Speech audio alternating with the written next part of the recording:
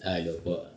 May mga post ako na na AI photo sa Facebook ko, yung mga bangko na ni-request ng ating mga guro na magbigay ng 3 months moratorium na gayahin na lang nila yung ginawa ng GSIS na nag-refund ng 3 months para doon sa mga gusto lamang. Pero yung mga ayaw, wag, no?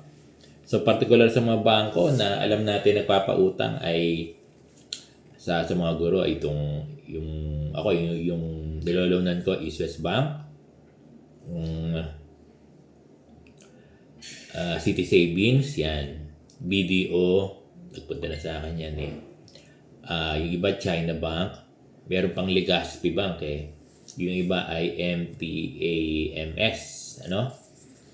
Oo, at yung iba pang bangko sa province na nagpapaloan sa mga guro. Alam nyo, nakikiusap tayo sa mga bangko binabanggit natin at doon sa iba na tularan na lang yung yung GSIS na sila na mismo nagkaroon ng initiative. Sana huwag nang antayin yung direktiba, baka mamaya hindi naman din maglabas ang DepEd, no? Kasi nasa bangko na ito, baka sabihin ng DepEd ganun no? Nasa bangko na to kung magbibigay sila ng moratorium. At sana pag nagkaroon ng moratorium, nagbigay ng moratorium yung mga bangko, either mag-refund or papaano, mag-suspend muna ng mga hulog ng mga teachers sa kanilang loan. Yung hiling ng mga teachers wag na sana magkaroon ng arrears, wag na sana magkaroon ng tubo.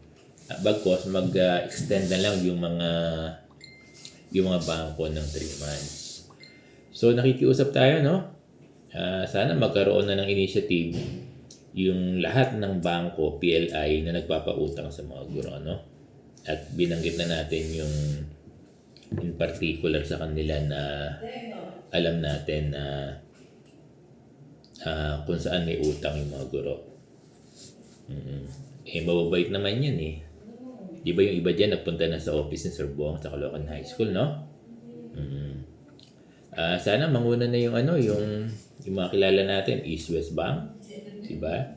City Savings, yan.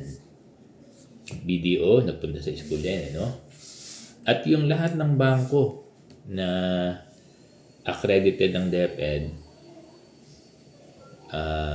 sana magkaroon na kayo ng initiative na magbigay ng 3 buwan refund or moratorium sa mga gurong may utang sa inyo, At ito ay para doon lang sa mga gusto. Yung mga ayaw, wag,